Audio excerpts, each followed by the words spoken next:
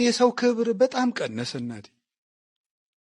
አሁን ሰው ሁሉ ሰው አስጠልቶት፣ በተለይ በዚህ በምዕራቡ በአውሮፓ በአሜሪካ በዛ ስትሄዱ ሰው አስጠልቶት በጣም የሚወደው ምን ሆኗል መስላችሁ? ውሻ።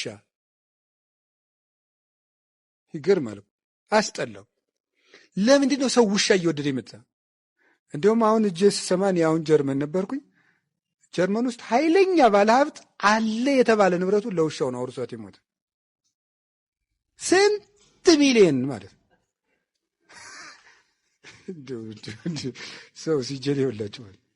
ለውሻይቱ ቢያንስ እንደው ለውሻይቱ 100 ዓመት እንኳን ብትኖር ለእሷ ተበጅቶ የተረፈው ለሞግዚቷ ይሰጥ ቢባል እንኳን የለም። ለውሻይቱ ሰው ችሎ ባል።